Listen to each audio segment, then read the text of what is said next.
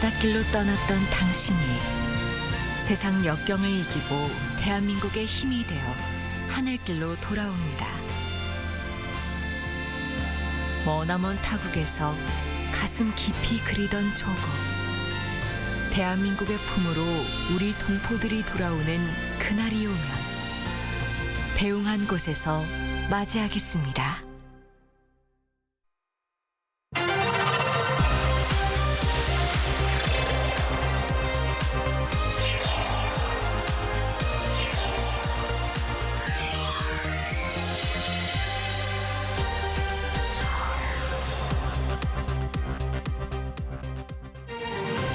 In our headlines on this Thursday, October 31st, here on the peninsula, North Korea launches an intercontinental ballistic missile towards the East Sea early this morning, shortly after South Korea and U.S. defense authorities denounced its deployment of troops in support of Russia against Ukraine.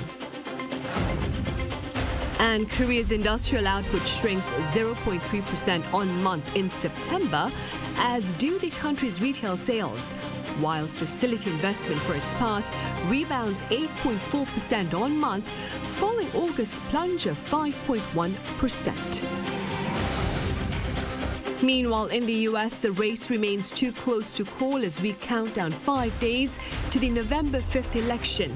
And the latest poll by CNN shows Democratic nominee Kamala Harris with a slight lead over her Republican counterpart, Donald Trump.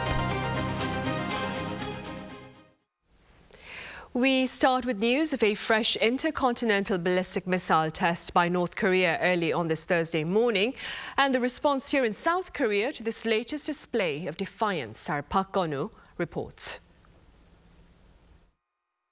On Thursday, South Korea's Joint Chiefs of Staff said that North Korea test-launched an intercontinental ballistic missile at a high angle toward the East Sea from the Pyongyang area at around 7:10 a.m. It landed after flying approximately 1,000 kilometers. This is the first time in 43 days that the regime had tested a ballistic missile, and it has been 10 months since it launched an ICBM. On the same day, the JCS strongly condemned the North for its provocations. North Korea's long-range ballistic missile launch is a clear violation of UN Security Council resolutions. Our military strongly condemns the Kim Jong-un's regime's illegal and reckless provocations and urges it to stop immediately, as this harms peace and stability on the Korean peninsula and the international community. The JCS added that North Korea has been engaging in illegal provocations despite repeated warnings from the South, and warned that the North will be responsible for any kind of circumstances that may follow. The North typically launches long-range missiles at a sharp angle to prevent them from flying over neighboring countries. Although further analysis is needed, military officials say that Thursday's missile may have been a new type of solid-fuel ICBM, using a recently unveiled 12-axle transporter erector launcher. Officials have also emphasized the importance of examining the timing of the missile launch. It seems the North is trying to gain bargaining power ahead of the US presidential election, while breaking away from being criticized for sending troops to Russia. The JCS also said related information is being shared with US and Japanese authorities while increasing readiness. The North usually sends out messages a day after it tests missiles, but on Thursday, in a surprise move, Kim Jong-un delivered a message just 5 hours after the launch. The regime's state media publicly reported that Kim described the launch as an appropriate military action to respond to enemies that threatened them. He also said that Pyongyang will continue to strengthen its nuclear capabilities. Park Gonu, Arirang News. And President Yoon Suk-yeol has called for close coordination with the international community in response to North Korea's latest launch of an intercontinental ballistic missile. Following a briefing by the National Security Council hours after the launch on this Thursday morning, President Yoon also called for extensive preparation against any unexpected provocation by North Korea. South Korea's National Security Council, for its part, has denounced North Korea's violation of UN Security Council resolutions and has decided to impose fresh sanctions on North Korea while working with global partners to ensure effective implementation of existing sanctions. Meanwhile, at the United Nations, a heated exchange took place as South Korean and U.S. delegates suggest North Korean soldiers will simply serve as human shields for Russian troops as they advance into Ukraine. Our Yun-jin has more. The United Nations Security Council met on Wednesday to hold discussions on the 10,000 North Korean soldiers deployed to eastern Russia, believed to augment Russian forces against Ukraine. South Korea's UN ambassador Hwang Jung-guk criticized Pyongyang's treatment of its young soldiers and its own people. The reality is that Russia needs more soldiers to feed its war machine. And we all know what will happen to these ill-fated North Korean soldiers once they are deployed to the deadly battlefield. As legitimate military targets, they will end up as mere cannon fodder, while the wages they are supposed to receive from Russia will end up squarely in Kim Jong-un's pocket. North Korea has not acknowledged the deployment, and Russia has denied statements regarding North Korean soldiers, calling them barefaced lies. And in turn, the Russian ambassador questioned why North Korea could not help Moscow when Western countries claimed the right to help Kiev. This was met with criticism by South Korea, the US, the UK, and Ukraine, among others, that Russia-North Korea cooperation directly violates multiple UN Security Council resolutions, highlighting that North Korea has been under Security Council sanctions since 2006. Deputy U.S. Ambassador Robert Wood outlined Russia's desperation, saying that for Russia to turn to North Korea for a military alliance suggests Moscow has no other options after suffering more than 500,000 casualties. Should DPRK's troops enter Ukraine in support of Russia, they will surely return in body bags. So I would advise Chairman Kim to think twice about engaging in such reckless and dangerous behavior. The South Korean ambassador also stated that the cooperation could have serious military and security impacts on the Korean peninsula. How North Korea, by sending its troops to the battlefield, will gain combat experience of modern warfare for the first time since the Korean War. And that the quid pro quo between the North and Russia may not be limited to aid of food or fuel, but could entail support of Pyongyang's military objectives, including highly sophisticated military technology material and equipment. Meanwhile, at the Security Council meeting, the United Nations said that it could not confirm reports of North Korean troops being deployed to the Russian Federation, but warned that if verified, it might fall within the scope of relevant resolutions on the DPRK. Yun-jin, Arirang News. And in Washington, D.C. on Wednesday, South Korean and U.S. defense officials denounced North Korean troop deployment in support of Russian warfare in Ukraine. They also agreed to include in their joint training sessions simulations of a potential response to a nuclear attack by North Korea. Our Kim Jong-sil has details. The defense ministers of South Korea and the U.S. strongly condemned in the strongest terms with one voice North Korea's troop deployment to Russia. They made the remarks at 56th Security Consultative Meeting held in Washington, D.C. on Wednesday local time. U.S. Secretary of Defense Lloyd Austin revealed that North Korea has sent about 10,000 soldiers to eastern Russia, with some reportedly moving closer to Ukraine. I am increasingly concerned that the Kremlin plans to use these North Korean soldiers to support Russia's combat operations in Russia's Kursk region near the border with Ukraine.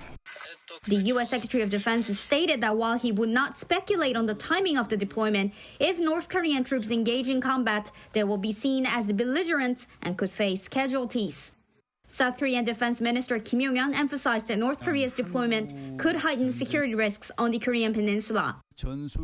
In exchange for sending troops to Russia, North Korea is likely to demand advanced military technologies, such as enhancing tactical nuclear weapons, ICBM missile development, reconnaissance satellite technologies, and nuclear-powered submarine technologies.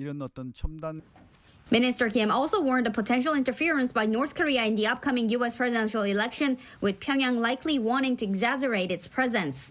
For the first time, South Korea and the U.S. have officially agreed to include a scenario involving a North Korean nuclear attack on the South in their operational plans.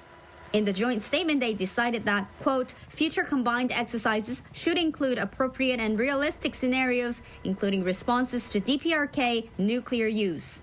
The two sides vowed to deter North Korea's nuclear threat with the alliance's overwhelming strength while using sanctions and pressure to delay North Korea's nuclear development. Kim Jong-sil, Arirang News.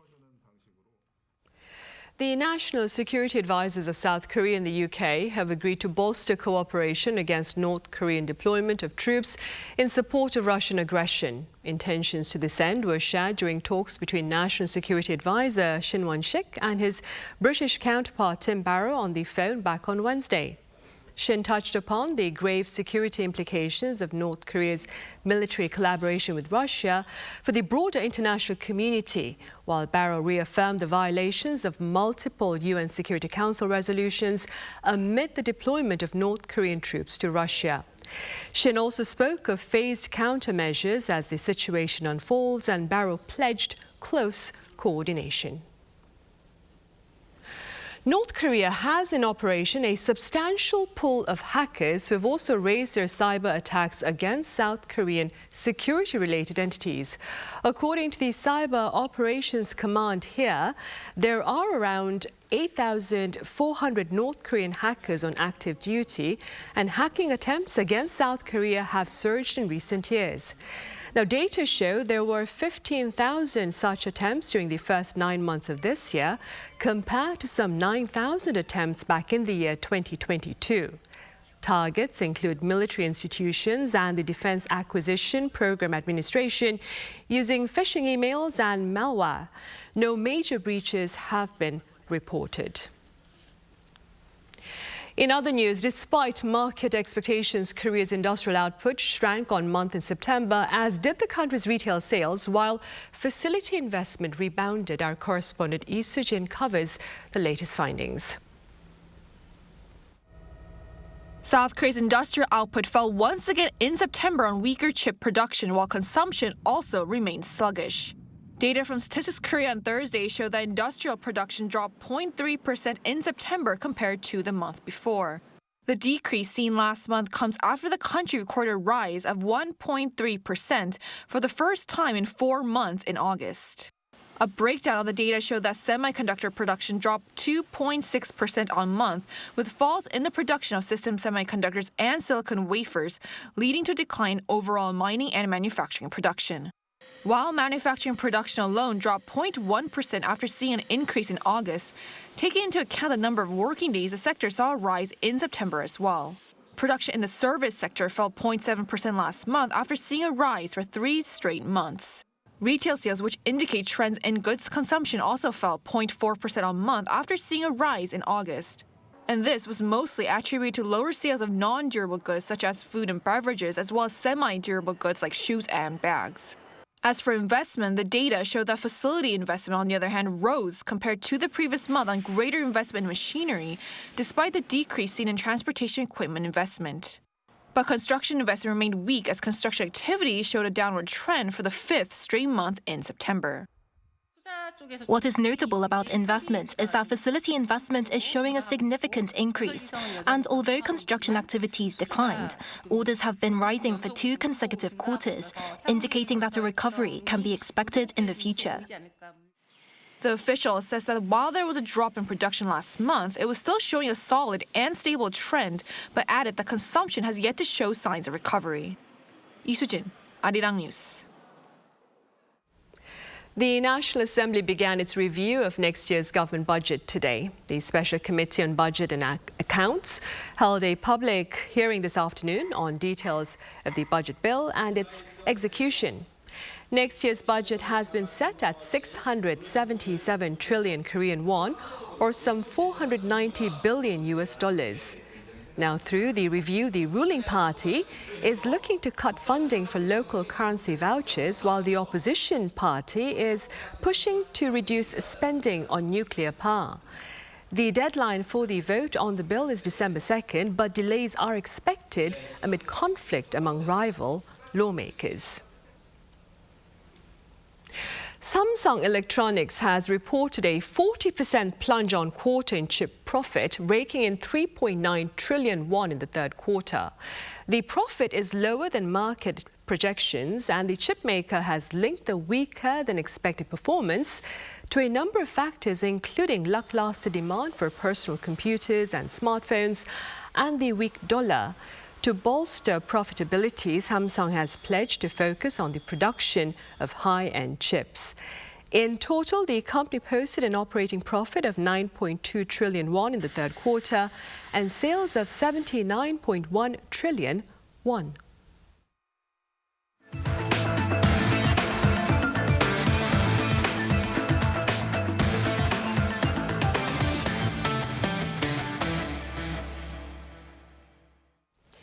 In the U.S., the race there remains too close to call as we count down 5 days to the November 5th presidential election. And instead of pledges, the unfortunate use of profanity is emerging as a hot topic. Our Lee Seung-jae has more. With the 2024 U.S. presidential elections expected to be one of the closest in recent years, a lot of focus is on key battleground states. Among the key battleground states are the three Rust Belt states, Pennsylvania, Wisconsin, and Michigan. According to a CNN poll released on Wednesday, Vice President Kamala Harris has a slight lead in Wisconsin and Michigan and is tied with former President Donald Trump in Pennsylvania. Harris leads Trump 48% to 43% in Michigan, while she leads the Republican candidate by 6 percentage points in Wisconsin. In Pennsylvania, both candidates had 48%. The three states were all won by Trump in 2016 when he defeated Hillary Clinton, but U.S. President Joe Biden took them back in the 2020 election. As the election is now less than a week away, the race has also been marred by controversial comments by those supporting the two candidates. Trump on Wednesday slammed Biden after the president appeared to call the Republican candidate's supporters garbage, while referencing a controversial comment by a guest speaker at a Trump rally. While the White House insisted the president was not calling Trump's supporters garbage, Vice President Harris seemingly distances herself from Biden's comments. Listen, I think that, first of all, he clarified his comments, but let me be clear, I strongly disagree with any criticism of people based on who they vote for. And with such a tight White House race, it leaves very little room for mistakes as the two candidates continue to campaign in key battleground states leading up to next Tuesday's election. Lee Seung-jae, Arirang News. Now, the result of the U.S. presidential election will decide the future course of global trade, and South Korea, heavily reliant on exports, is bound to be affected. Our business correspondent Moon Hae-ryun takes a look. The two candidates, incumbent Vice President Democrat Kamala Harris and Republican Donald Trump, propose different tariff policies that have caught the attention of South Korean companies. Harris supports a targeted tariff strategy affecting specific goods and countries, while Trump plans broad tariffs on nearly all imports to replace the Inflation Reduction Act and the CHIPS Act. These laws directly influence investments from South Korean firms in U.S. facilities. The IRA has been giving tax credits to South Korean electric vehicle battery companies such as LG Energy Solution and SK On. The CHIPS Act gives companies subsidies to build plants in the U.S. Samsung Electronics is due to receive up to $6.4 billion of subsidies to build its foundry in Texas, while SK Hynix is due to receive up to $450 million in subsidies to build its packaging facility in Indiana. If a future Trump administration reduces or removes subsidies, these changes will diminish the strategic appeal of South Korean companies' investment in the U.S. and also hit them financially. Experts say that this, however, is an unlikely scenario. In order to remove the subsidies, President Trump will have to remove the laws, and that will require approval from Congress. So not only will Trump have to become the president, but the House of Representatives and the Senate both have to be in Republican hands. Both candidates plan to impose high tariffs on Chinese imports, intensifying U.S.-China trade tensions that affect South Korean companies. Trump proposes a 60% tariff on all Chinese goods with even higher rates on vehicles, while the Biden-Harris administration has targeted tariffs on Chinese EVs, solar cells, and restrictions on U.S. investments in advanced tech in China. South Korean firms like Samsung Electronics and SK Hynix, essential to global tech supply chains, rely heavily on exports to both the U.S. and China. The majority of our semiconductors are used in smartphones and computers, with China responsible for 60 to 70% of exports. So this is likely to take a hit.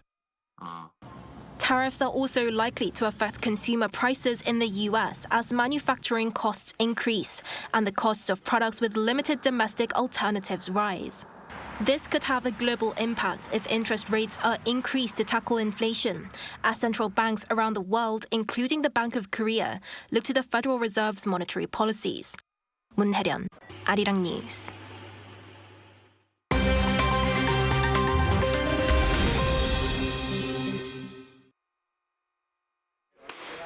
This is The World Now, bringing you the latest stories from around the globe.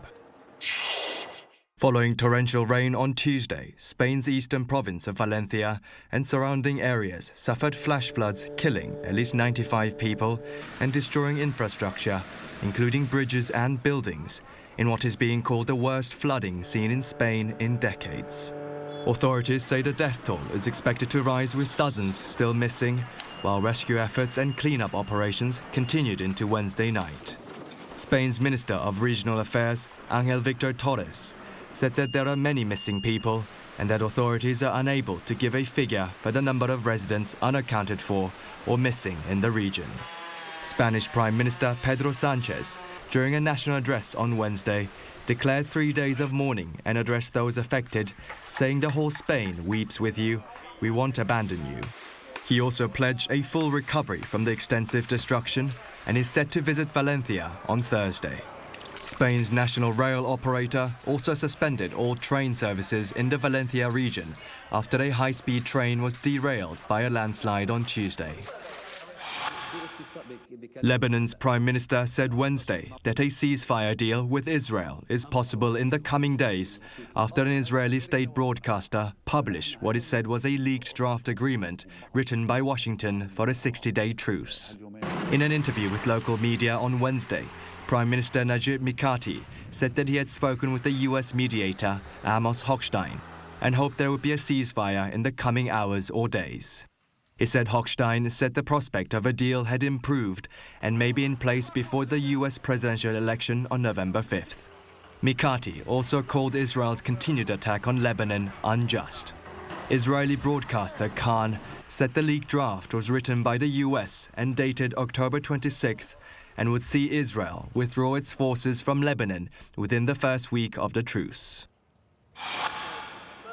The UK's new finance minister delivered her first budget on Wednesday with a tax hike worth around $52 billion, which she says is necessary to increase public spending. Now, Britain's first female Chancellor of Exchequer, Rachel Reeves, said that the Labour Party inherited a $28.5 billion budget black hole when it came into power in July, which required action. Reeves said that the hike will include raising national insurance contributions paid by employers from 13.8% to 15% from next April, which she projects will help the government see a total budget surplus of $32.4 billion after 5 years. Minimum wage will increase by 6.7% next April, while many companies will see their business rates nearly double. In India, a record 2.51 million earthen oil lamps were lit at dusk on Wednesday, a day ahead of the annual Hindu festival of lights, Diwali.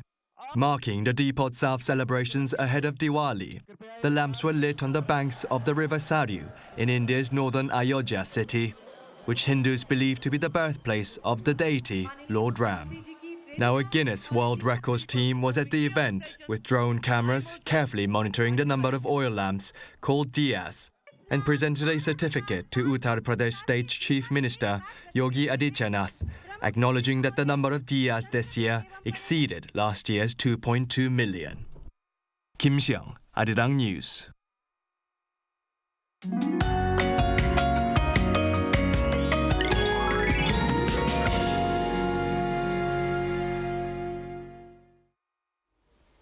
If you keep in mind the large daily temperature differences, it's good to enjoy the deepening autumn. Like today, the whole country will surpass 20 degrees Celsius in the middle of the day tomorrow. After the sun goes down, temperatures will drop quickly. Typhoon Kong-rae will not have a direct impact on the Korean peninsula, but the rain clouds left by the typhoon will move to the south coast and Jeju Island. In particular, heavy rain of up to 250 millimeters is expected in the mountainous areas of Jeju Island. More than 80 is expected on the south coast, up to 60 in the southern inland areas, and up to 30 in eastern parts of Gangwon-do province. Tomorrow, Chuncheon will start off at 10 degrees, Gwangju 14 degrees. Daily highs will move up to 18 in Chuncheon, Gwangju, Daegu, and Gyeongju. Next week, as cold air moves south, temperatures are expected to drop significantly.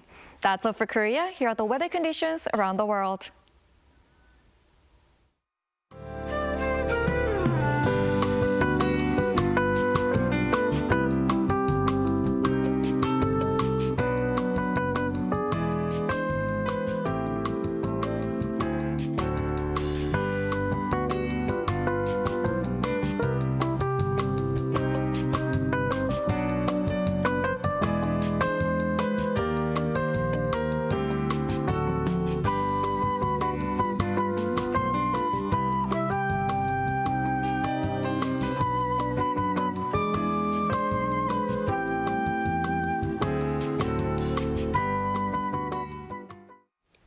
Those are the headlines at this hour. Thank you for watching. Do stay tuned for our panel session.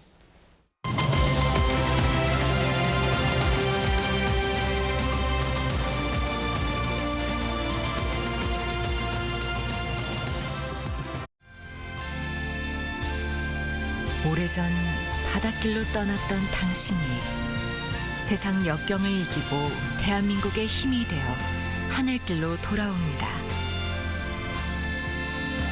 머나먼 타국에서 가슴 깊이 그리던 조국. 대한민국의 품으로 우리 동포들이 돌아오는 그날이 오면 배웅한 곳에서 맞이하겠습니다.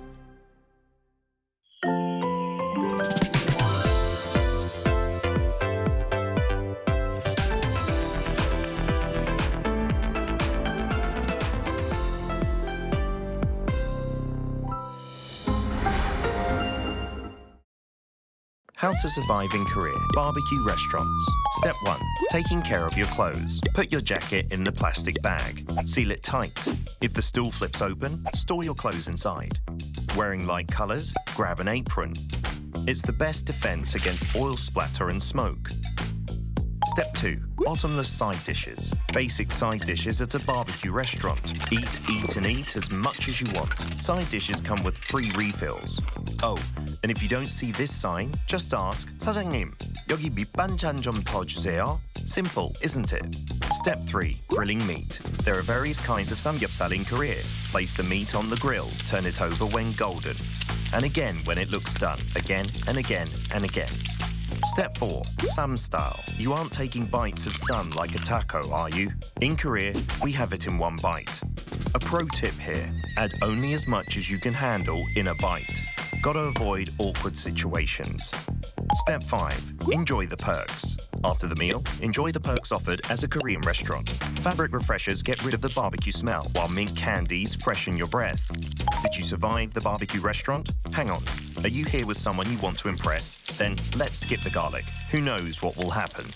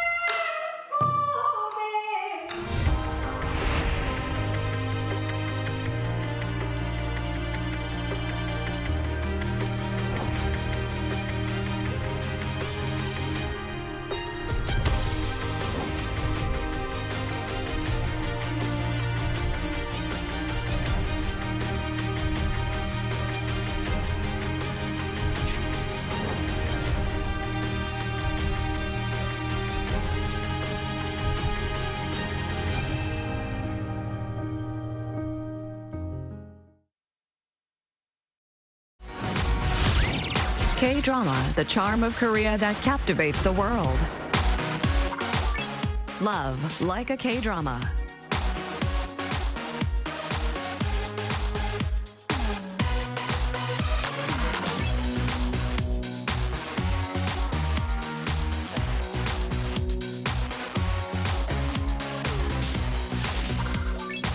A story of us where hope and despair coexist.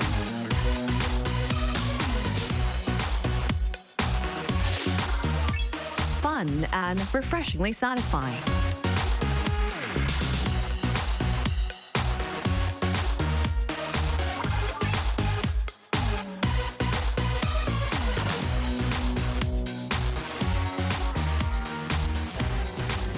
K-dramas carry warmth and move people's hearts. Meet the fascinating stories of Korea through K-dramas.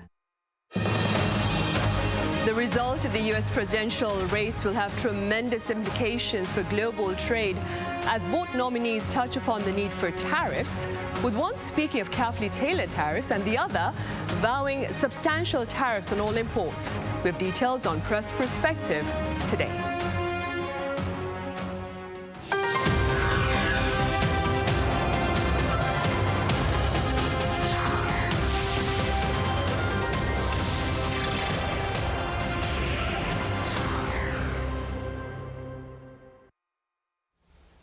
Hello and welcome to Thursday's edition of Press Perspective for October 31st here in South Korea. I'm Min Sun-hee. Today we touch upon the global trade implications of the U.S. presidential race and its result. For more on this, I have Silio Fioretti, a correspondent for French daily Le Croix. Silio, welcome back. Glad to be here. I also have Professor Oh Jun-seok at Sookmyung Women's University live on the line. Professor Oh, it's a pleasure to have you with us. Thank you for having me. Right, Celia, we'll start here in the studio. Let's begin with what little has been shared about the trade policies of the two presidential nominees, who both appear to embrace tariffs, though. So how are they similar? How do they differ? And what are the implications of these tariffs for U.S. trade partners, including South Korea and, of course, Europe? Yes, tariffs seems to be back in popularity in the U.S. It's true that the time of the global peace trade of the early 2000s are over, and now it's time for trade wars, and especially between the U.S. and China. And as in every war, you need weapons, and tariffs are one of them. While before Democrats and Republicans both oppose this kind of policy, now they both embrace it, but of course they view differs a little bit on how they will enforce it. Let's start with Kamala Harris for the Democrats. Harris has not said much on the matter for now, but she didn't even imply if she would impose new levies against China. But Charles Ludwak, a spokesperson for her campaign, said in a brief statement that Harris will employ targeted tariffs for specific sectors to support the American workers. That means enforce tariff on sectors that would be competitive against the U.S. To make an incentive to buy U.S. cheaper products.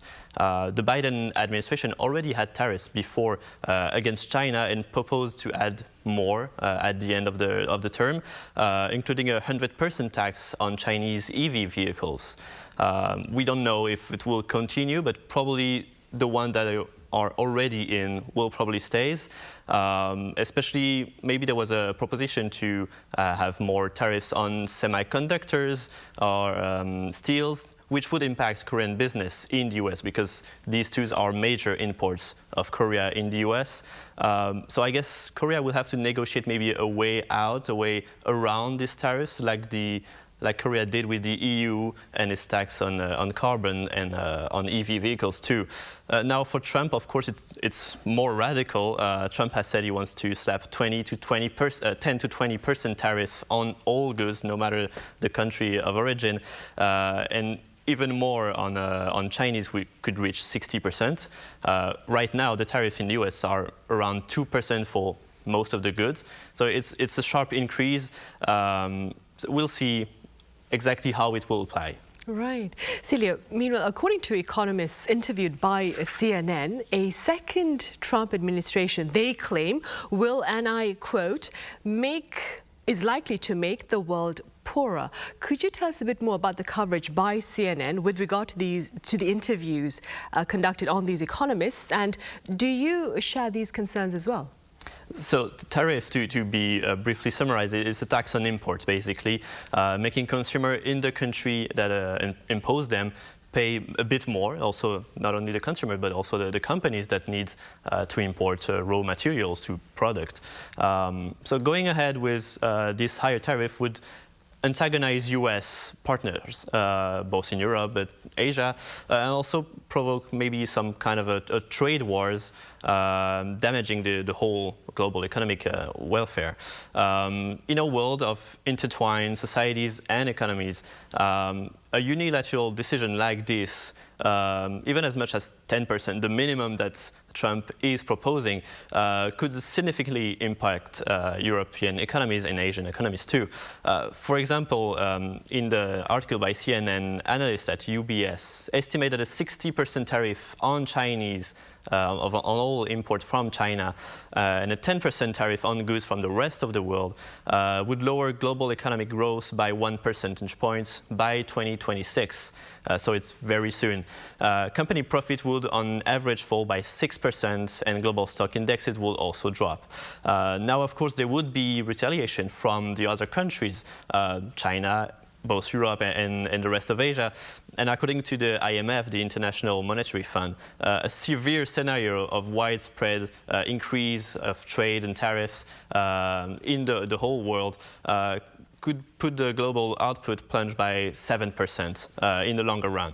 Now, in my opinion, it doesn't mean the end of the world. It's more of a change of paradigm, a change of how the world works right now. We have been used to more than 50 years of free trade everywhere in the world, and a rise in protectionism like this doesn't mean the end of trade. It would certainly slow it down, but there will still be trade, and Trump's approach on that matter is more about changing the global trading system to a more a patchwork of bilateral deals, one by one, on a specific resource, on a specific product, which would put us back to a pre-World War II scenario before all the Free Trade Agency and the World Trade Organization. Right. Professor O, this CNN article cites economists warning that Mr. Trump's proposed tariffs will, and I quote, hurt global economic growth. That being said, Professor O, what looks to be the impact on the South Korean economy? Absolutely. It will hurt global economy and economic growth of Korea eventually. I fully agree with Trump's approach is like a perfect storm. When it comes to international trade, I could remember a historic momentum. The U.S. has already got a lesson from Smooth-Hawley Tariff Act, igniting tariff war of the U.S. against the rest of the world, while the legislation sat on the President's desk, 1,028 American economists called for a veto at that time.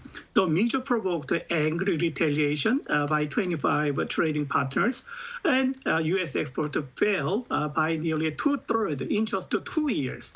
Mr. Trump's proposed ramping up of tariff have the potential to significantly reshape the trade relations and supply chains with notable sequence of its trade parties and the cycle of retaliation. The largest adverse effect would be to China's economy. There would be limited impact across the European Union, but potentially substantial challenges. According to Kiev, one of the economic think tanks in Korea, they estimate that 10% of universal tariff would knock the country's shipment to the U.S. down by $15.2 billion per year, and those two other countries by $9 billion. I doubt rationality prevails in the Washington, and I really wonder if the pro-tariff mania during the Great Depression remains a danger still now. Right. And Celia, in very sharp contrast, Vice President Kamala Harris's economic policies have secured the support of 23 Nobel economists. Do tell us a bit about their thoughts, first regarding her policies, and then, of course, on the policies of Mr. Trump's as well. Yes, nearly 24 of Nobel Prize winning economists have come in support to Vice President and Democrat candidate Kamala Harris' economic agenda, saying it's vastly superior to Donald Trump's plan. While the details of the presidential candidate's economic program still is a bit unclear, is not fully laid out yet. What they said, the economists said, combined with what they've done in the past, what they see in the previous administration, especially for Trump, give them a clear picture of the policies and practices that will be put in place for the future presidential term. Now, of course, each economist have different point of view on the specific measure, but they believe that overall, Harris' economic agenda will improve United States health, investments, sustainability, employment, and fairness, and is overall vastly superior to Donald Trump's, which is considered counterproductive to the current situation of the U.S. They believe that Kamala Harris would be a far better steward of the economy than Donald Trump. They explain that Harris' policies emphasize policies and strengthen the middle class, enhance competition between companies, and promote the rise of entrepreneurship to create new startups, new businesses, which will increase the strength of the U.S. economy in the long run, as well as the global economy, which is very important in today's matter. They heavily criticized Trump's policies, including the high tariff, as we just mentioned, and the regressive tax cuts on the corporation and individuals, saying that they will lead to higher prices, larger deficits, and greater inequality. They add that Trump threatened the global economic order as it is now. Right. And Professor O, speaking as a scholar yourself, I should have asked you this earlier, but what are your general thoughts on the idea of tariffs in global trade? Tariffs gain its emotional power of protectionism at the sacrifice of a consumer's satisfaction. That is why bilateral and multilateral FTAs and comprehensive economic partnership agreements are so popular nowadays and prevalent to keep the consumer's satisfaction. In addition, nowadays, it has been a recent trend to standardize customs clearing processes and inspection procedures, and then simplification of the security protectionism in the name of trade and investment facilitation to advance the trade efficiency. This is the current trend. Tariff comes from Tarifa. It's a name of a region south of Spain. As Tarifa is so famous for a windy area, preferred to take that waterway by the crew of trade vessels, they were willing to pay entrance fee to pass through the Tarifa for the sake of saving time and gaining speed. It is true, and it might be considered inevitable, in a sense, to control the market access of import and to fill up the tax revenues. It is, however, also true and might be unwise. No one could afford to take that waterway due to heavy burden of tariff. What could he step for? In this sense, Mr. Trump is going against the trend, and he tried to go overboard. Right. And back to bilateral economic interactions between South Korea and the U.S. Professor, according to an analysis by British daily Financial Times, South Korean businesses made the biggest project commitments in the U.S. last year at, and I quote, $21.5 billion under the Biden and Harris administration. Could you tell us a bit about the capital invested by Korean companies in the U.S. last year? Thank you for asking, Sunny. No doubt, the U.S. is the destination of foreign direct investment of Korean companies in the process of reforming global supply chain and in the process of building market base in the U.S. The percentage of Korean outbound FDI in the United States reaches a 35-year high last year, driven by Washington's incentives such as CHIPS Act and Inflation Reduction Act. In response to those kind of incentives, Korean companies have set a new record by committing to 90 U.S. projects last year, making a 50% increase from the previous year, positions Korea as the largest investor in the United States, surpassing Taiwan. These investment strategies are largely driven by substantial subsidies aimed at curbing China's access to advanced technologies. Major players like Samsung Electronics and LG Energy Solution have announced a plan to build facilities in Texas and Arizona. Korea's share of cumulative FDI in the U.S. rose to around 2.3% between 2020 and 2022. Korean companies have operated a total of 2,432 businesses in the United States, with 26% in manufacturing and 21.6% in wholesale. By state, 24% of companies are located in California, 11.1% in Texas, and 7.9% in New York. This trend would be continued in forming strategic supply chain in the market base of great importance, and for creating shared prosperity between two countries. Right, and speaking about Samsung Electronics, Celia, you recently wrote an article about the advances sought by Korea in the chip industry. Do tell us a bit about your coverage, and how do you see this particular ambition of advancing in the chip industry being affected by the result of the U.S. presidential race? Indeed, last week I went to Daejeon and to visit the KAIST, the Korea Advanced Institute of Science and Technology. And in that institute, they have a small laboratory where they innovate and create the future of the chip industry. I met with the director of the lab, Mr. Yoo Hae-jeon, which is trying to basically recreate a brain into a computer, into a microchip.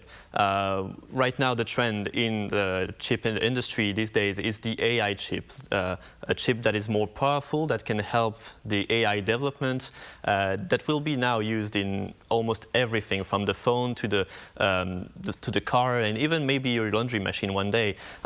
So they are creating the future of the chip, and the 2024 U.S. presidential election will certainly have a significant impact on the chip market.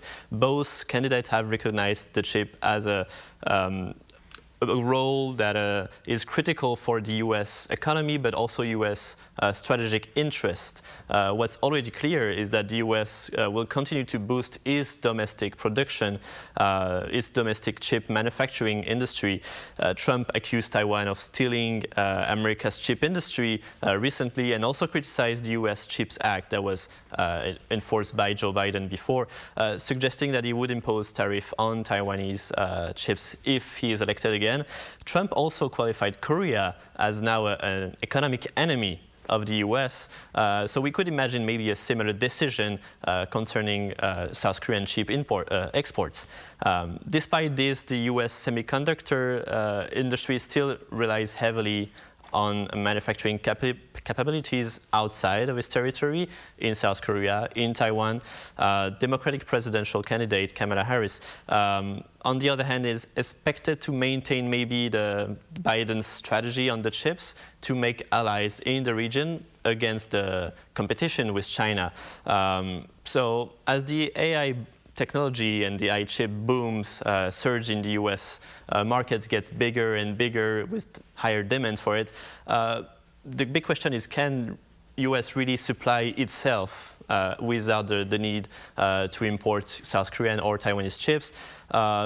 That's really not sure. And also, if they want to do it, they will need a technological edge, which for now is shared between Korea and Taiwan. Right, and against this cloud of uncertainty, if I may, Professor, regardless of who wins the U.S. election, the government here in South Korea has vowed to continue to invest in the U.S.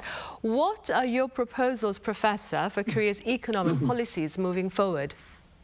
It will stay solid, and there will be a continuity. But from the perspectives of practice side, I might be one of players of the past. But just shipping goods for the foreign market is not enough. In line with localization strategies, investment in the United States for a manufacturing base in particular might be helping American consumers feel even better about Korean product, as they know that Korean brands are actually manufactured in the United States. In this way, unilateral trade-driven economic policy of Korea of the past should be modified and then advanced further into collaborative partnership-driven economic policies in parallel with the trade and investment partners of the United States. In this regard, Korea and the United States are expect to maintain strong bilateral economic relations regardless of the outcome of the upcoming U.S. presidential election. Whoever wins the election, Korea and the United States are ultimate economic and security partners. So we will continue to invest and cooperate with each other, which is a win-win for both our countries. The importance of Korea, Japan, and the United States all working together has been a huge step forward for the alliance for the future. Right. And Celia, speaking as a journalist from Europe, what do you believe are the concerns within governments there with regard to trade policies of the US under a potential new leadership? Yeah, a potential 10% tariff rise on all European goods, as is proposed by Republican candidate Donald Trump, as we mentioned before, could have also significant repercussion on the Europe export-driven industries, disrupting its largest partners overseas. EU exporters like Germany and Italy prepare for potential challenges. Although China surpassed the US as the European top partner in 2020, the US remains Europe's largest trading partner with services and investment too. Moreover, the European Union, is the next exporter of goods to the US with positive good balance of about 158 billion euros in 2023.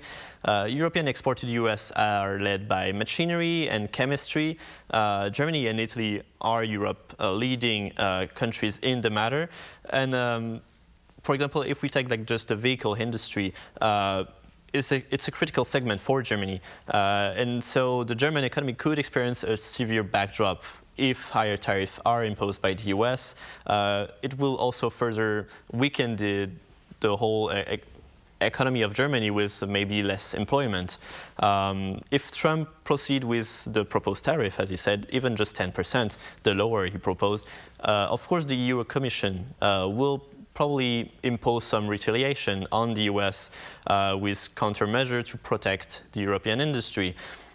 Possible responses could include other tariffs also on US imports, or maybe diversifying trade partners, maybe going more to Asia and China. So that poses a risk both for the economy, but also maybe for the global world order.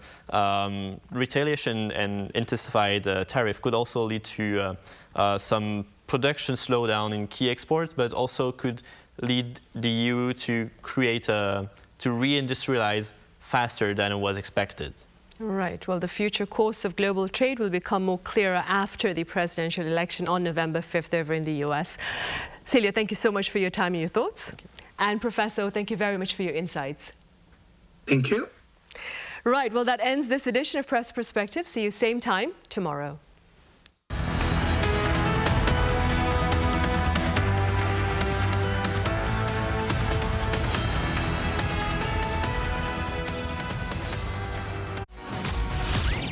K-drama, the charm of Korea that captivates the world. Love like a K-drama.